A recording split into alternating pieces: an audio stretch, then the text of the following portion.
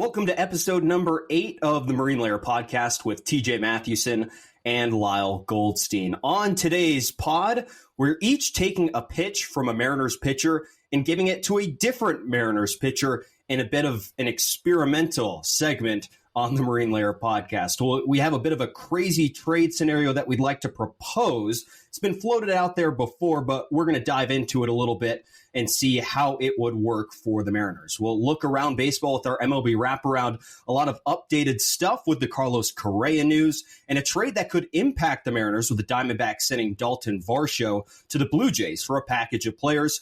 We'll close out the show with Speak Your Mind. With that, let's get it rolling. And we welcome you into episode number 8 of the Marine Layer podcast. On Tuesday, December 27th, I'm back at home in the same area as Lyle now. Got sort of this makeshift setup around me, which makes it a lot more interesting, Lyle. You look, like righteous and at home as ever, but I'm here adjusting on the fly. You're at home, but you're not at home because you're in a different studio and you're standing. Am I right? I am. Yeah, I'm going to be standing here for about an hour. So we'll see how that goes. Both my parents like standing desks, and I have a sitting desk in my apartment down in Oregon. But back here in Seattle, standing desks only for the most part. So I'm going to stand for most of this episode. It's interesting, though. They got these comfortable mats down here that I can stand on, and it really doesn't make you feel like you're standing for that long. So I don't know. It's like a comfortable chair. A lot of people do that these days. Like, I know a few people who stand while they work just because they prefer it. I never tried it. Maybe it's worth testing. It's like, it makes you more productive. It for the most part, I guess, keeps you from slacking off, right? Which, as a noted slack offer right here, that it would probably help a little bit if I spent some time during the day standing up and working. But, whatever works, I think. I don't know if you said you haven't really tried it, but I don't know. Maybe even like if you're like interviewing for something or doing whatever, like standing up, it sort of just keeps you focused for the most part. Yeah, I guess that makes sense. It's also funny that we're both back in Seattle for break, you're back in Seattle for Christmas break, and we're seeing each other over the computer before we're seeing each other in person. Right. I think we need to invest a little bit more into the podcast setup before we could actually sit down and record one of these in person. We wouldn't stand up for that. Probably, I'd see like two of us on a couch, like each with a microphone in hand. That would probably be a little bit easier. But I know your videography skills, dog. I think we need to upgrade a little bit to get to that point, I think. I just meant in person, like non-podcasting even. Right. Well, we'll see each other, I think, in 2 days now. So that'll be good. That's true. That will be good. All right. Well, now let's get to the Mariners part of this episode. There are a lot of hypotheticals today, Lyle, which I really enjoy because the last couple of weeks really haven't been that newsy besides, little rumors floated here and there. And, it's a lot of the same stuff. So we're trying to change it up a little bit and see, something more fun that we can get here with this first segment of this podcast. So as we said in the open, we're each going to pick a pitch today from a current Mariners pitcher and give it to a different Mariners pitcher, whether it's hilarious or it actually works out very well. I feel like we touch both of those here in this segment. So, Lyle, first thing I'm going to ask you, which pitch are you going to give a different Mariners pitcher? Okay, I just went full extreme with this because not only do I think it would be hilarious, but I think it would be objectively effective. And how could it not be? So I took what might be the best pitch of any pitcher on the Mariners roster in Andres Muñoz's fastball. If it's the best pitch or not, I guess it's up for debate. It's up there. I'm giving it to Marco Gonzalez because if you put 102 miles an hour in the left arm of Marco Gonzalez, who is primarily a control guy, doesn't throw all that hard, he would look like Randy Johnson. Right? Yeah. I'm just trying to picture this. I mean, you're literally turning Marco Gonzalez from a replacement level fifth pitcher into some combination of Randy Johnson and Billy Wagner. I mean, it's just hilarious to think about.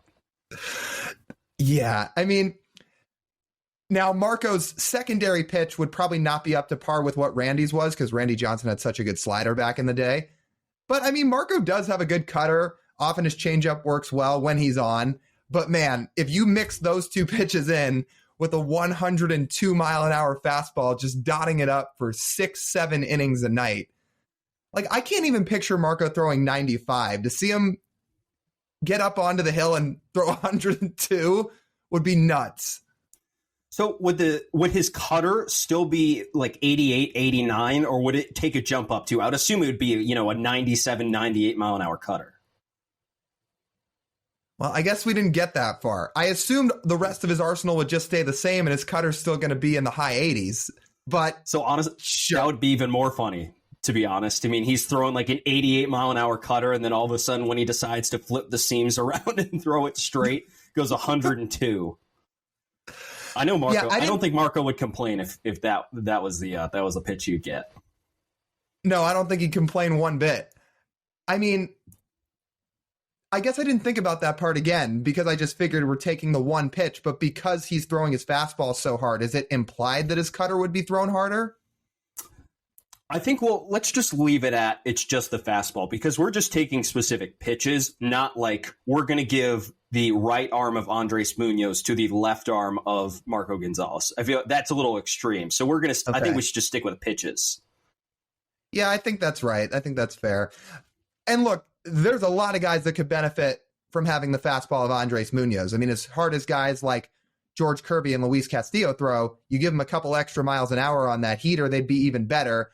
But I left those guys alone because their fastballs are already really good, where Marco Gonzalez throws a fastball in the high 80s to low 90s at best, where all of a sudden you give that guy triple digits to his left arm. I would love to see what that would look like. I wonder how his velocity would hold up over 6 innings. Well, that's the key. Munoz can do it for an inning, maybe 2 innings. He's not doing it for 6. Now, the difference is if you're giving Marco Gonzalez, say, Justin Verlander's fastball, where we've consistently seen Verlander hit 100 miles an hour in the 6th, 7th, and 8th innings over the course of his career, that is like, there would be no question there if Marco's velocity is holding up over 6, 7, 8 innings if he makes it that far. But we haven't seen Munoz start, so it'd be different. Yeah, exactly. I don't know how that would hold up. I mean, I'd certainly love to see it. I'd love to see the experiment, but would it work out? That's the question. That would be great. I mean, really. And there's one thing for certain: Marco Gonzalez would not be on the trade block if he threw 102. Oh no, he'd probably be the best arm on the roster if he was throwing 102. Right. The thing you think about with that, does he even need a plus secondary? Like, probably not. Yeah, it probably just has to be league average. Like, you wouldn't need Randy Johnson's slider or anything like that if you gave him Andres Munoz's fastball or even Andres Munoz's slider, which is also an unbelievable pitch. Yeah, you'd probably just need the fastball and he could get away with everything else. I saw a stat floated out there on Twitter. I don't have it written down, but about fastballs like right down the middle at 102 plus miles an hour, that I don't think there was a single hit off a pitch 102 miles an hour if you just kept throwing it right down the middle. So that honestly, it just makes it like that much more deadly, because we talk about guys being able to hit velocity, but once it gets to a certain point, like, you can't hit it. I know. And I think the Alex Bregman home run off Munoz in the playoffs was off a slider, not a fastball, if I'm remembering right. So it just goes to show you get to a certain point, like you're talking about. Everybody says, oh, the faster it comes in, the faster it goes out. But it gets to a point where you don't even have a chance if you're facing guys like Munoz, or if you want to look at other examples like Jordan Hicks of the Cardinals when he's healthy. It's just nearly impossible. Now, the pitch I picked is a little more logical and I think works in a little bit more seamlessly. I mentioned yours was more hilarious. Mine is a little bit more on the logical side, but I think I just can't even understate how much better this would make the Mariners if this was a thing. Well, I'm going to add Luis Castillo's changeup to Robbie Ray's arsenal. Think about that. Luis Castillo's changeup to Robbie Ray's already pretty good pitching arsenal. But our biggest complaint with Robbie is him only having really 2+ pitches, his fastball and his slider. Now imagine adding that 3rd+ pitch to Robbie Ray. Oh, that would be great. Especially because Luis Castillo's changeup is so good. Like, Robbie Ray won a Cy Young in 2021 basically getting away with only having a couple of plus pitches, like you mentioned. Now you take a changeup of a guy that's one of the best pitchers in baseball, in Luis Castillo, and you give it to Robbie Ray. Robbie Ray might be standing on the mound vying for another Cy Young award. So I didn't even know this about Luis Castillo's changeup. We knew it was a good changeup, and it was a good changeup this year as well. But I went back and I looked at 2019. I kind of laughed when I saw this, and I had to text you right away when I saw this because I'm like, that's a bit of an absurd number. Luis Castillo's changeup by Baseball Savant's run value, which is how many runs below or above average it allows over the course of an entire season. In 2019, Luis Castillo's changeup by run value was the third most valuable pitch in baseball, the entire league. Whoa! It was pretty absurd. I guess absurd. I don't remember you sending me that, but that's wild. So, and the funny thing is, it just the finicky of pitching. His changeup was actually a net negative to his arsenal in 2022. It had a +6 run value, so he allowed 6 runs over average with that. But again, in 2019, the only pitches in all of baseball, the entire league of baseball that was better from run value was Lance Lynn's fastball and Garrett Cole's fastball, two guys that have, just really supreme stuff, but their fastball really separates them apart. So it was the best off-speed pitch in all of baseball in 2019. Best one, period. And you're adding that to Robbie Ray's arsenal, and it's deadly. Do you know his strikeout rate with that pitch that year? Why don't you enlighten me? 47%. My God. It's like pretty much where Edwin Diaz was as a closer overall this year. And that was just Castillo's changeup. That would be a pitch to add for Robbie Ray. That's saying the least. I mean, Robbie obviously got better as the year went on. He struggled in the first month and a half, but then he added that two-seamer or sinker, whatever you want to call it. And he got better after that, a lot better, I guess, until the postseason. But yeah, you give him Luis Castillo's changeup, and then he goes back to mixing in his fastball and slider. That is one dominant left-handed arm. That would be amazing. And Robbie has his own changeup, but he only threw it 21 times. But I want to give Robbie Ray a changeup that he knows is good and is reliable, because it's very reliable for Luis Castillo. And the problem with Robbie, his only it would give him 2 strikeout pitches, because Robbie Ray is a strikeout pitcher, and he struck out a lot of guys in 2022, but it wasn't at the same clip as he won a Cy Young with in 2021. So, it hurt him a little bit because those strikeouts, more often than not, turned into hard hit balls, and those balls usually ended up over the fence. Hence, he gave up 32 home runs in 2022. But if you throw in that changeup, which actually, funny enough, Lyle, Luis Castillo gave up the most home runs of any of his pitches on his changeup, which is why I actually thought it would fit Robbie Ray even better because it fits right in with his arsenal. But just the opportunity to add another just pure strikeout pitch to Robbie Ray's arsenal gives him an option against both righties and lefties to get after a strikeout, and it really solidifies his stuff, so he doesn't really have to just rely only on that slider.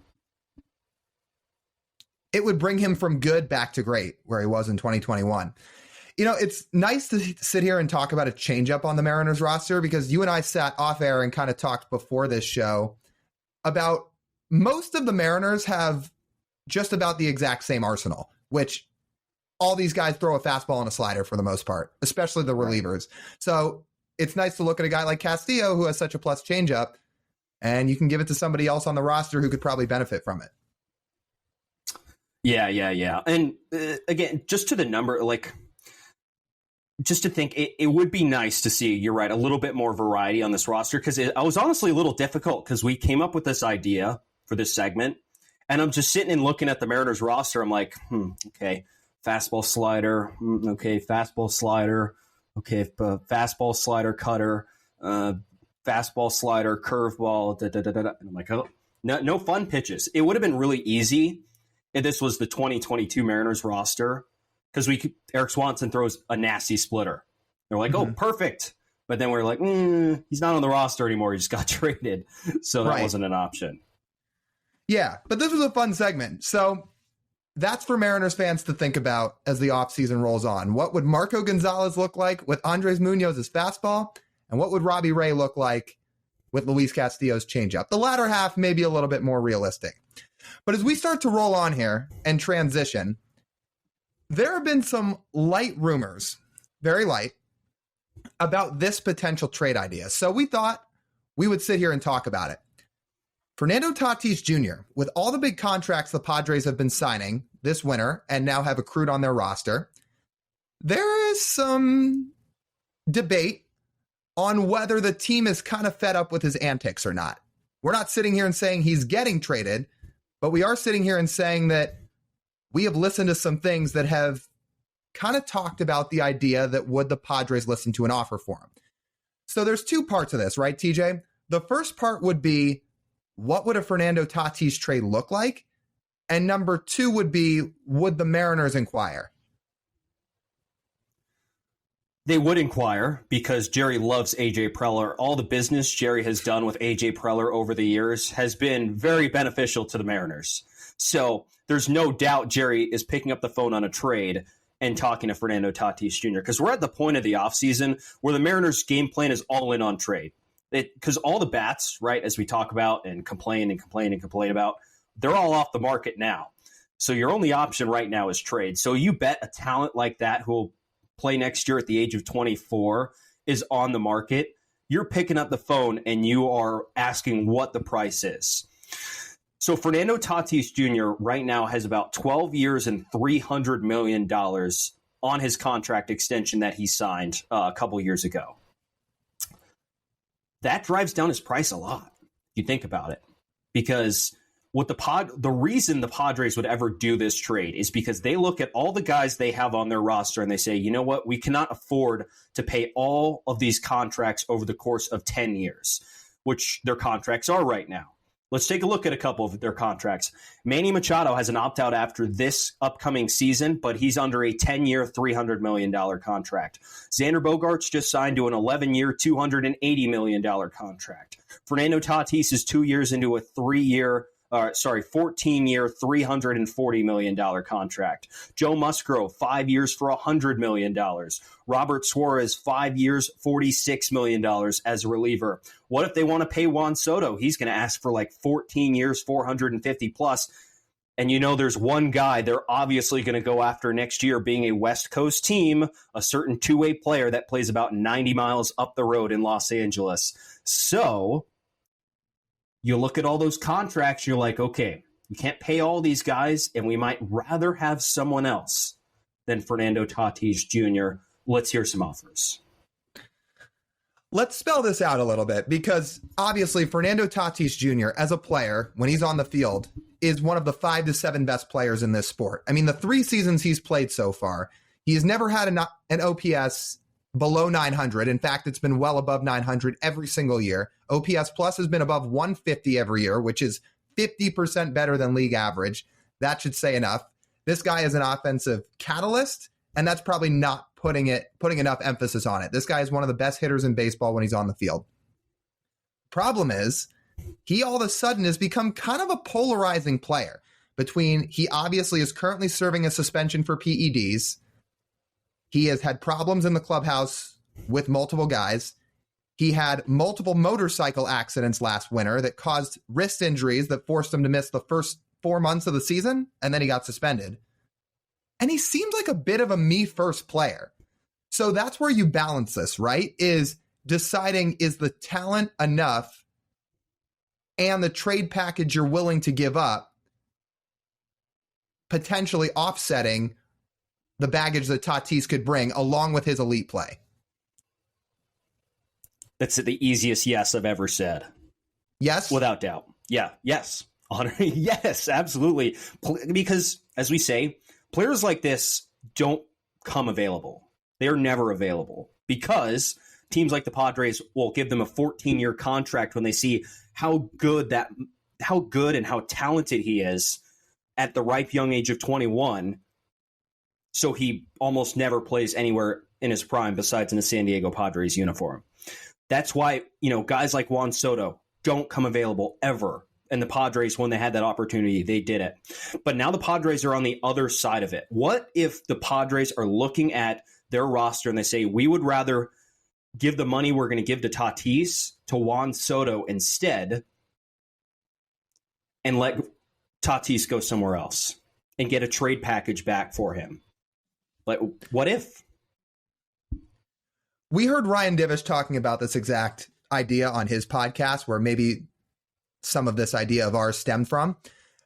But let's play this out a little bit, because I am with you that, yes, Fernando Tatis Jr. probably needs to mature a little bit. At the same time, he is 24 years old and one of the best players in baseball when he's on the field. Guys like that are not available for trade almost ever. So let's spitball a couple ideas here. If the Mariners were to try to put together a trade package for Fernando Tatis and they agreed to eat the entirety of the contract, what does it look like? Because I want to do this in two parts. The first part being if they agree to eat all of that contract. Okay. So if they agree to eat all of that contract, that significantly drives down any return the Padres are going to get. That's just flat out. It's like, hey, we're literally giving you $300 million that you agreed to pay to someone else. That's it, right? That is an enormous chunk of cash over, I think I said 12 years. 12 years, $300 million. That is what you are already committing in that trade. And when you're trading like this, it's because the Padres, again, it's not because they don't want Tatis on the team. It's because of that money. That is the reason. And they are at a disadvantage in leverage purposes when you are saying, we just don't want to give him we don't think we should give him $300 million. So that drives down the value. I still think it would cost a good chunk of players. Jared's probably gone with that. You're going to give them, one of your starting pitchers in the minors. It probably costs you Harry Ford too, to be honest. And that's probably where we start, right? With those three guys. But along with, eating that $300 million, that is the biggest thing you're giving up here is the money, right? If you think trading for Fernando Tatis and that $300 million plus those three prospects you give up, it works out, right? And it could be a reason they didn't want to sign any of the guys in this free agent class because they envisioned, hey, we would rather trade for a 24-year-old Fernando Tatis Jr. instead of give, a 29-year-old Trey Turner 11 years or a 30-year-old Xander Bogaerts 11 years or a 28-year-old Carlos Correa 13 years or whatever contract he ends up getting. We'll talk about that here in a little bit. But, just a number of factors there. Okay, so if Tatis were to be traded, the package we've put together so far is the Mariners eat the entire contract. Kelenic goes back to San Diego. Harry Ford, the Mariners' top prospect, goes back to San Diego. And you said one pitcher. Let's call it Bryce Miller. Sure, yeah. Some upside. Bryce Miller goes back to San Diego. That feels about right if the Mariners were going to eat all of the contract, because the Padres still get their top prospect back in return. You get Kelenic, who's still only 23, and I still believe can be a star, and it's just too early in his career. And then Bryce Miller, a guy who has a chance to, at the very least, be a good back-end reliever or a potential starter. Now, let's tweak this a little bit. Let's say Jerry DiPoto tells AJ Preller, we'll eat 2/3 of the contract. Then what do the Mariners give back in return? I don't know if they could afford it if that's the case. I think the biggest asset the Mariners have is that paying every cent of that contract. Otherwise, so you're trading off the big league roster, like significant pieces off the big league roster, if that's the case. So you think it would be, again, let's put Kelenic, Ford, and Miller in that package already. You think it would take somebody like, I don't know, like giving Ty France back to the Padres, so to speak, that level? Could be more than that. Could be one of your starters. It could be, again, 24-year-old shortstop, an MVP. Every time he's on the field, he could win the MVP award in either league. Every time. That's what we're talking about. So that's why it would I wouldn't be surprised if it would cost, a Logan Gilbert or a George Kirby on top of that. I mean, that is the type of talent we're talking about.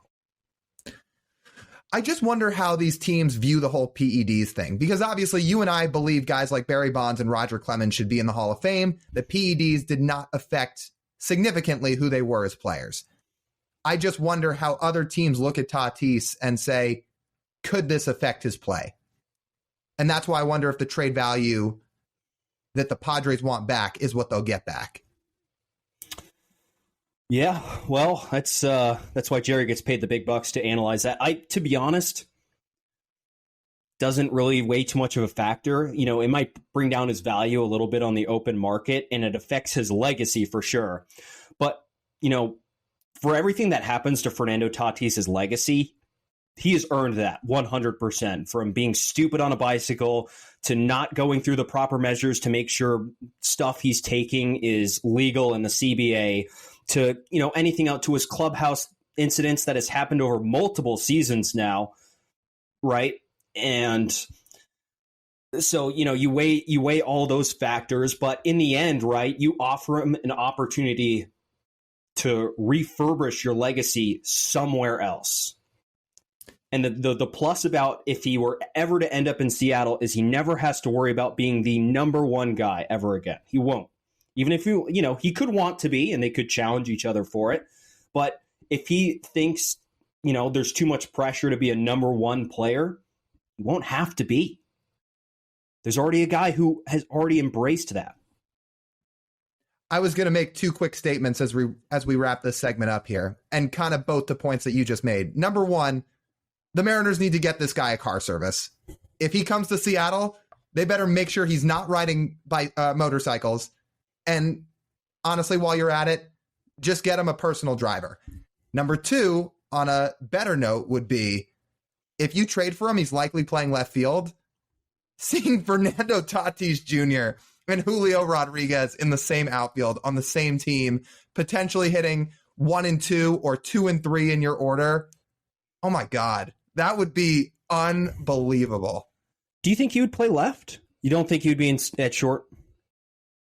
I mean, his shortstop defense is so bad. I feel like they'd probably move him to the outfield, especially because they're already committed to J.P. Crawford. I don't know. I feel like that's something you put up with, and you have the best infield defense coach in the whole league. Yeah, that could be, but then what? You move JP to second then? For Fernando Tatis Jr.? Yes.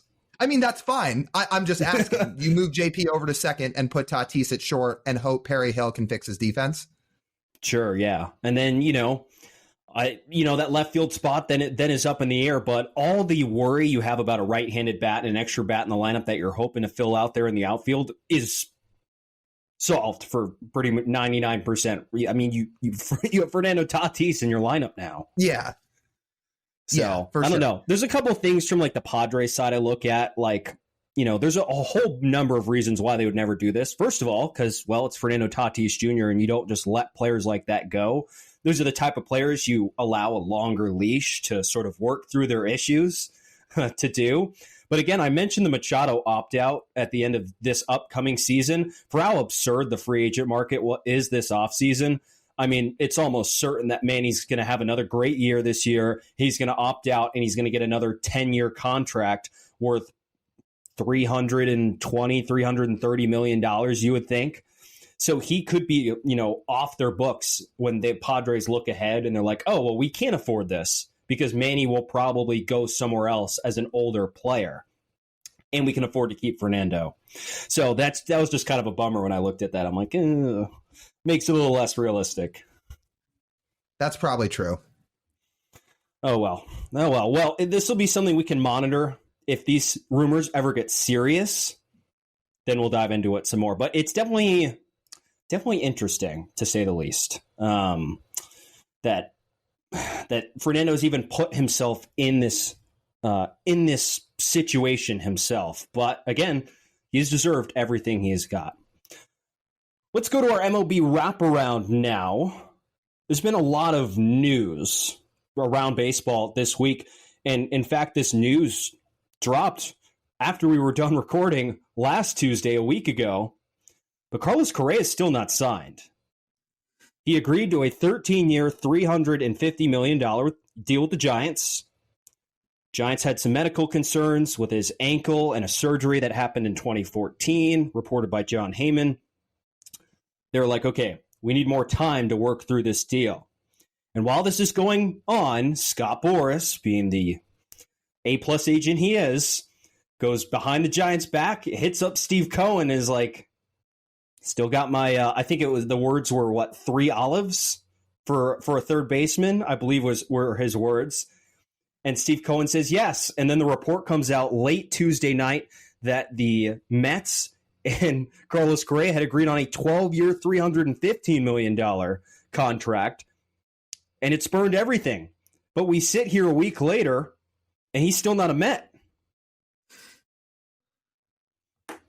He has been so many different places. This is nuts. Which, by the way, let me just clean one thing up from last week. If you were listening to the show and you heard me say sign with the Dodgers, please scratch that. Words are hard sometimes. At this rate, he could sign with the Dodgers. At this rate, he could. Yeah, words are hard. He signed with the Giants last week. Then that deal fell through. Signed with the Mets reportedly on a 12-year, $315 million deal.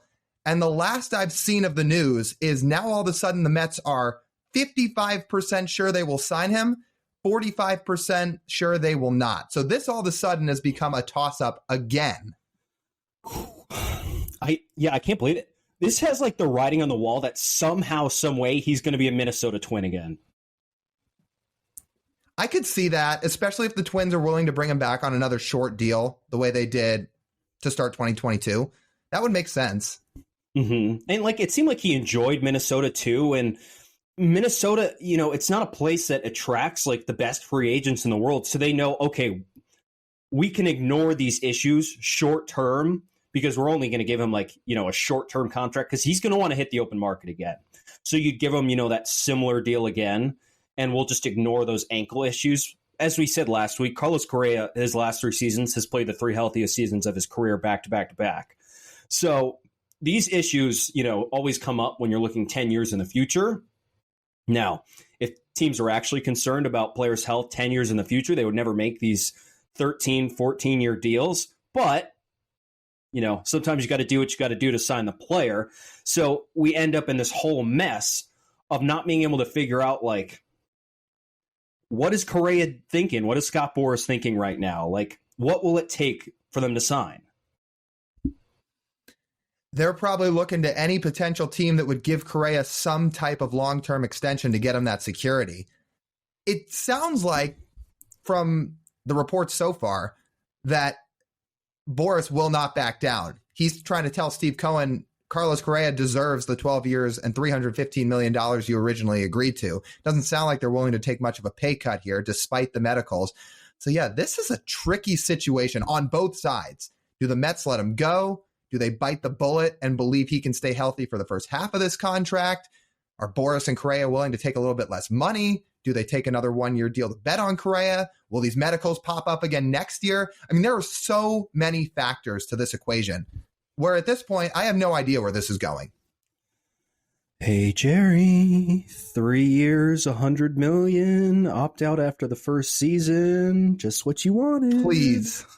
How about after everything you wanted? It could literally be a 1-year deal, some injury insurance on the back end, and you get your right-handed bat that you've always wanted. It's just sitting there. 3 for what? 110, 120? What would it take? Yeah, that sounds about right. If you were going to give Correa $40 million a year on a shorter deal, I bet you he'd take that. Can it be an opt-out after 2 years, though? I just hate the idea that he'd play 1 year and then leave. Like, if you're going to get a player like Carlos Correa, just keep him around for at least a second year. That's fine. But again, everything we heard about the Mariners not want to sign these shortstops is they meet with these agents, and the agents off the bat say, yeah, we're looking for 10, 11 years. And Jerry's like, well, I'm not going to do that. The Mariners have said they will not sign those long-term deals to older free agents. Julio Rodriguez is an exception. He's 21 years old. But if Carlos Correa is to the point where teams will only sign him for 3 years because of that concern and he won't get a 10-year deal, yeah, why not? You have nothing to lose. as we talked about with Shohei a couple weeks ago, in terms of that contract paying for itself, like, you don't think Carlos Correa in Seattle would pay for itself? Like, that'd be pretty good. We have heard some stuff about how he would fit in the Mariners clubhouse, and that, there's still some guys who don't like how the cheating scandal was handled in Houston and don't really like Correa. I think Ryan Divish said that multiple times over multiple off seasons when people have inquired if the Mariners would be interested in him. But regardless, if that option's there, man, I'm not even thinking. Don't think. Don't overthink it. No, you have to do it. And you know what? Something tells me that if it's July or August and Correa's on pace for a 6.5 win season, he's hitting in the middle of the lineup, he's hitting home runs, he's playing Gold Glove defense, I think guys will get over it. I think so too. Let's hope. It leaves the window open. When I saw that number, 55-45, I'm like, it's like, so who is going to sign him? Like, I don't know. Well, I don't know. There's that MLB Scoops account, which I'm pretty sure is totally fake. But hey, they reported the Mariners are checking in on Correa. Well, but I don't even think we need MLB Scoops to know that. I'm sure they did. I'm sure they've already checked multiple times to see what the price would be. But as long as Correa hasn't signed on any dotted line, it's an option. Last thing I'll say on Correa is this. If he has to go back to the Twins, you remember what he said right at the end of the year, where he said, when I go into the Dior store and I see a product I want, I go and get it. I'm the same way. You want my product, you go get it. What if he had to re-sign with the Twins? He walks back into the building, first day of spring training down in Florida, and Rocco Baldelli hands him a broken Rolex because of his broken leg. Oh, that's funny. I didn't even think about that. That's creative thinking. Oh, they should do that. Let's move on here. A signing that did happen, and a signing that the Giants have finally made. They signed Michael Conforto. He gets a 2-year deal. It's an opt-out after the first year, about exactly what you'd expect Conforto to take on this type of deal. It gives him all the power. But the Giants finally do get a bat, and their outfield all of a sudden is Mitch Haniger, Jock Peterson, and Michael Conforto. It's not Aaron Judge, but that's a good outfield. It's a veteran outfield. I don't know how healthy they would be over the course of a season. It's kind of funny when you think about it. So they can't sign Aaron Judge. They don't get Correa done because of medicals, but they're going to have Michael Conforto, who just missed an entire year with a shoulder issue, and then Mitch, who's been one of the most injured players in baseball over the course of his career, signed and sealed in their outfield, which I'm just like, it just shows you short-term deal versus long-term deal, how they look at medicals. But, hitting-wise, they're going to be great. I think they've really, put together a solid outfield, and combined, it probably won't be as good as one Aaron Judge, but it'll still be pretty good. For sure. I guess the only thing about Mitch's injuries are they've kind of all been freak injuries, between fouling a ball off his ankle, and then he had the fouling a ball off his groin area, so we'll put it. Like, what's the right word? He hasn't had soft tissue injuries. It's all been bad luck. So I bet you the Giants medicals show that he has a chance to bounce back from that. We'll see. But in terms of Conforto, the guy who just signed, if he's healthy and that shoulder's recovered, we've seen this guy be one of the best, maybe not one of the best, but one of the better left-handed bats really in all of baseball when he's on the field. So this has a chance to really work out for the Giants.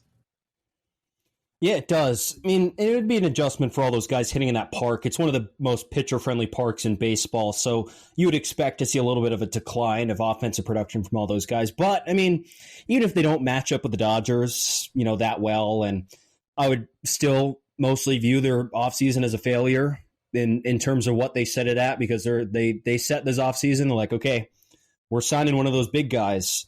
And it sounded like they had deals with two of them, and neither one ended up signing the dotted line. So you would view that as a failure, but the consolation prize could be worse.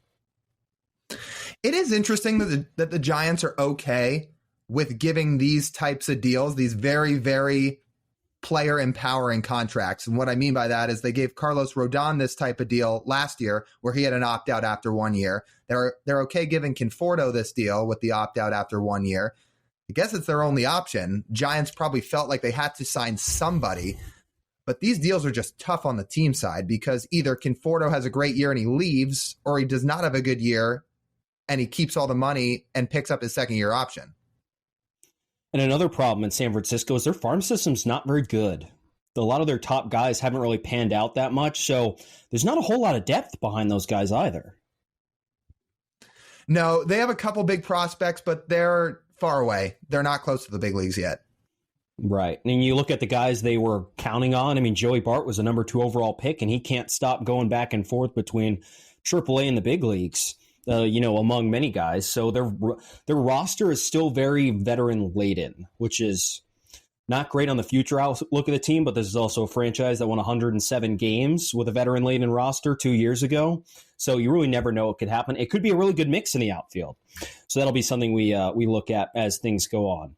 So there's a trade that happened this week that I think concerns the Mariners in a little bit, even though they weren't involved in this trade.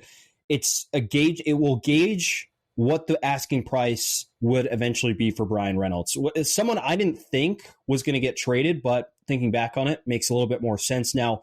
Daulton Varsho of the Diamondbacks, a 26-year-old outfielder, was traded to the Toronto Blue Jays for Gabriel Moreno, a former top 10 prospect, and Lourdes Gurriel Jr. Goes back to Arizona in this trade. And there's, again, comparisons here because Varsho is a 26-year-old outfielder. Bryan Reynolds is a 27-year-old outfielder. And the price that the price that Toronto paid for him was a former top 10 prospect who's 22 years old and a starting caliber outfielder, right? That was the flat cost for him. And that seems like how it would things would shake out for Bryan Reynolds as well. Yeah, this Reynolds trade package is not going to be cheap wherever he goes, that's for sure. So it'll be interesting to see how the Mariners view the Varsho trade and then kind of act upon it if they're still in on this Reynolds trade, which it sounds like they definitely will be. But I got to tell you, I think Daulton Varsho is a good player who just had a career year, and it makes sense why the Blue Jays would trade for a guy with 4 years of club control. I think the Diamondbacks came out of this trade looking really good. I mean, Gabriel Moreno was a top 5 prospect when he debuted last year, and he's barely played. Like, this guy last year played 25 games in the big leagues, and he put up a 111 OPS plus in that time, so 11% above league average. This guy could still absolutely live up to the potential that he had when he debuted last year and be one of the better catchers in baseball. The Diamondbacks had some room in that outfield to kind of spend or to kind of trade pieces away, even though Varsho's their best guy. They've got guys on the way and some guys already there where they felt like they needed an upgrade long-term at the catcher position. They might have just gotten it.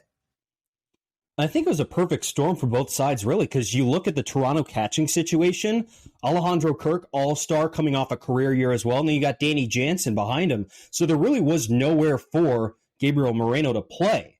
Just like for Daulton Varsho, hey, we sort of have an expendable asset here that we can trade, and it can be sort of just a win-win for both sides. Now, it won't be a win-win if this was actually a career year for Varsho, and he sort of comes back down to the hitting numbers that he was at before this past season, where he had a sub 100 WRC plus in both 2021 and 2020. So then the Diamondbacks might look a little bit better there, and I think Gabriel Moreno will really like hitting at Chase Field, which is just a bandbox. Place is amazing to hit in.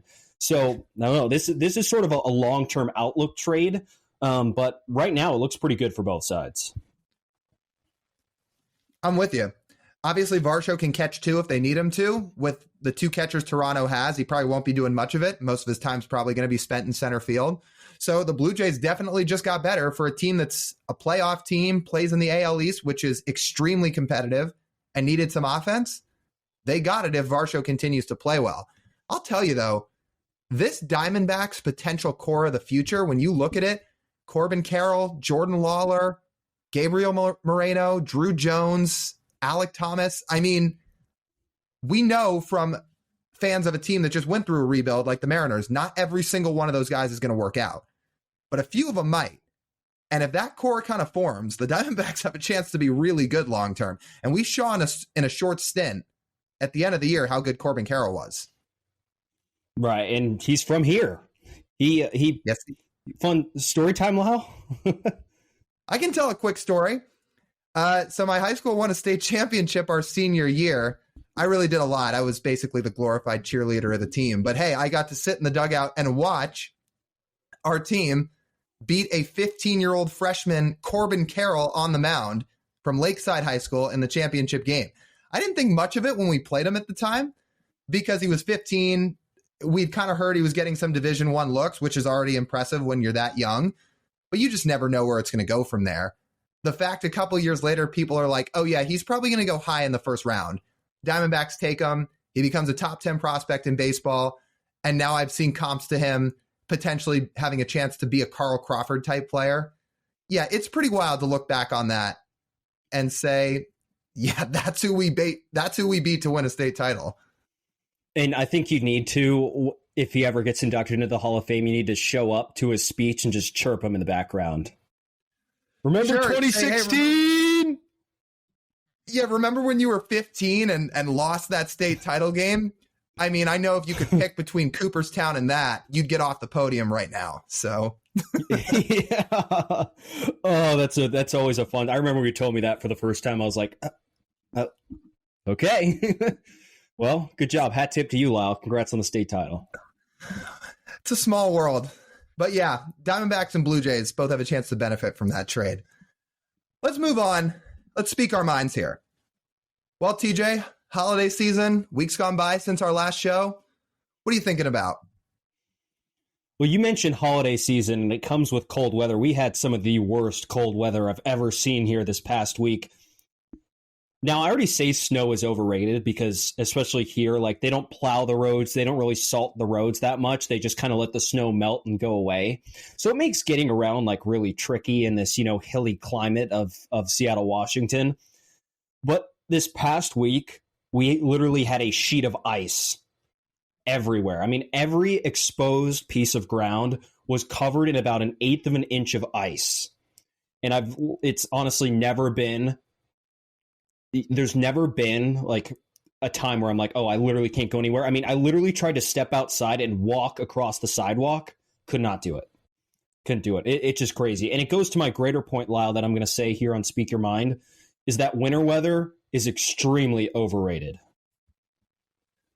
Why do you think we both went to school in Arizona? Right. Never have to worry about that ever. Arizona's winters are June, July, and August. And what I mean by that is people don't go outside during that time because it's too hot compared to being too cold. But I'll tell you what, it might be boiling hot in your car during those months of the year in Arizona, but you don't have to shovel snow. You don't have to scrape ice off your car. You just deal with the heat, turn on the AC, and then eventually it goes away. I mean, I got into my car on Friday morning as I was trying to make a 5-minute drive. I couldn't do it. I mean, I'm slipping around walking out there. I get into the car, grab the scraper because I'm ready to scrape some ice off the car. Couldn't do it. Like it would not come off the car. That's how thick the ice was. So then I say, okay, I'm going to just turn on the defrosters and see what happens. I sat there for 5 minutes. Nothing changed. And I was like, I don't think this is happening. Along with the fact it was so slippery getting out to the car, I was like, yeah, I don't think this is safe to drive. So I gave up. You actually tried to go drive somewhere? Well, I didn't move the car an inch. I turned it on and I walked out there, but I didn't realize until I gave it a few minutes how awful it really was. I was like, yeah, I give up. My favorite thing this week from seeing just the compilation of videos of people trying to drive down these steep hills in downtown and Queen Anne and such. I mean, it went exactly how you expect. I mean, all you had to do was move your car like an inch and it would start sliding down the hill. I'm like, oh, these people, like you idiots. What are you doing? And the funny thing is, I was supposed to drive home that day, but thankfully enough people told me, yeah, you should probably drive Thursday night instead of Friday morning. It's probably the right call because I probably would have gotten in on Christmas Eve instead of the day before Christmas Eve if I would have waited until Friday to drive, because like the worst driving conditions I've ever seen. It's not even close. Yeah, it was so brutal. I'd never seen anything like the ice that we had. It was nuts. I mean, people were not on the roads, and the people that were, like you said, ended up having some problems. I mean, those videos you're talking about, some people sunk it up with the song Tokyo Drift, and it kind of fit the narrative because people were just slipping around nonstop. I mean, there were people sliding down hills in Seattle without sleds. I know, you didn't need it. I mean, you could literally sit down and wherever you were and just go. Yeah, let's never have that again. How about that? I'm down. Okay, my Speak My Mind for this week. I'm a little delayed on seeing a certain episode of a TV show. So my family is all big fans of Seinfeld. I always liked it, and I've seen a few handfuls of episodes in my life, but I never religiously watched it the way a lot of my family did. I kind of regret not doing so. But we watched, in spirit of the holidays, the Festivus episode of Seinfeld, which if you're a Seinfeld fan, you know exactly what I'm talking about. And yeah, it really got me in the holiday spirit, and I'm half being sarcastic here because obviously the holidays are a time for cheer and happiness. If you don't know, the idea of Festivus, the holiday created in Seinfeld by George Costanza's father, who the story is he couldn't get George a Christmas present when he was a kid, so he decided to make up a holiday and present it to George. But the idea behind the holiday of Festivus is you air out all your grievances, aka you sit your family down or your friends down, and you basically yell at them all the problems you've had with them over the past year. In fact, Frank Costanza's line in that show, he goes, "I've got a lot of problems with you people, and now you're going to hear about it." So I was sitting there watching this episode and just dying laughing. I thought it was absolutely hilarious. And now as the holidays go on moving forward, I might have to embrace some traditions of Festivus because I got to tell you, George Costanza did not have a fun time. I don't think he gave it enough credit. There's a lot of aspects of the holiday Festivus that seem like a load of fun. I'll have to watch that episode. I'm going to be honest. I haven't watched much of any Seinfeld ever, but if I really, really need a TV show to watch, I think I'm going to have to watch all that, and especially watch that. I mean, we have our go-tos, what we watch around the holiday season around here, but that is not one of them. It might have to be because I'm not as familiar with Festivus as you seem to have learned this week. I was way overdue to see it. Honestly, there's like a 4-minute clip of all the best moments from that episode, and that gives you a brief or a pretty good idea of what the holiday embraces. If you want to watch it, it's on YouTube. But yeah, I had fun watching that. I don't know, like as fun as it is to be happy and jolly during the holiday time, sometimes I think it's funny for the change of pace and to see, yeah, I'm just going to tell my family all the reasons that I can't stand them like they do in Seinfeld. It's a great episode. If you haven't watched it, I recommend it. We might have to watch that tonight then. That sounds like it would be really funny. I have one more thing before we wrap up here, Lyle. I've realized what the easiest job in the world is. Being a concussion doctor for the NFL. I've realized that you can be, much like umpires, awful at your job. And I mean, you just skate through the season without a problem. Mostly because the Dolphins quarterback, Tua Tagovailoa, was announced to have his third concussion this week. He got concussed in the second quarter of the game on Christmas. Was it Christmas Eve or Christmas Day? Regardless, I forget exactly which day it was. But we see a replay on Twitter the other day of, Tua just slamming his head into the ground. And he stayed in for the rest of the game after that second quarter. The Dolphins did not score another point. He threw 3 interceptions in the fourth quarter. And then on Monday, came to the doctors and was like, "Oh, I'm having concussion symptoms." And Mike McDaniel, their head coach, was like, "Didn't notice anything." It's like, I'm wondering, like, what's the point of a concussion doctor if they can't see concussions? Because, like, it's his third one now. Third. Yeah, it's not good. So it was Christmas Day that he got hurt, but right. Yeah, 3 picks after the concussion is not good. And we have a friend who's a huge Dolphins fan, and I'm rooting for the Dolphins because the Dolphins in a lot of ways in the last 20 years have been similar to the M's, and I'm just rooting for my friend's success. But man, this is getting to be a slippery slope with Tua and all these concussions. I hope he's okay, and I hope he recovers, but I hope he takes the time he needs this time. Let me ask you one thing though. Yeah. One thing though here. You say the easiest job in the world is to be a concussion doctor in the NFL. Is that easier than what George Patton's job is for the Denver Broncos, because now we actually do not know what he's doing as a GM, because he gets paid a lot more. He gets paid a lot more money than the concussion doctors do. So you never know. I mean, GM of the Denver Broncos, like, now it sounds like doesn't get command of personnel, doesn't get to hire the next head coach after Nathaniel Hackett was fired yesterday, doesn't have any power over his own quarterback to make decisions on, I would guess, have decisions on personnel or scheme or any of that. So, like, what is he doing? I have no idea. I mean, we spent enough time on the Broncos a couple weeks ago on this segment, but man, that franchise is just absolutely in shambles. I mean, who's going to take that job? They talked about it on NFL Live this week. I agree. I think Mina Kimes and Dan Orlovsky both said that is the least attractive job in the NFL, and I agree. And like Sean Payton, I guess his rights are technically still owned by the Saints, so you would have to trade for his rights, which they couldn't afford because they don't have a first-round pick or a second-round pick this year.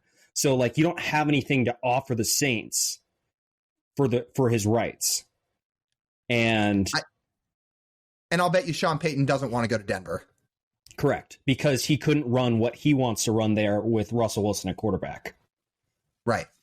Exactly. So, I mean, that's why we see, like, Dan Quinn floated out there and, you know, Dan Quinn bringing Brian Schottenheimer with him from Dallas, right? So essentially the Denver Broncos' best scenario is to literally turn it into a Walmart version of what Pete Carroll runs. So, can't escape it. No, but we'll see what happens there. We hope Tua is okay. That's for sure. Well, with that, that'll just about wrap up this episode of the Marine Layer podcast. If you guys want to keep following us, you can do it in a bunch of different ways. If you want the full podcast, you can listen on Apple, Spotify, YouTube, Google Podcasts, Amazon. There's a bunch of different ways. And if you like short form content, we put a bunch of that stuff on TikTok, YouTube Shorts, Instagram. We're also on Twitter. Follow all those accounts at Marine Layer Pod. Well, for TJ Mathewson, this has been Lyle Goldstein. We wish you guys a happy new year, and we'll talk to you next week.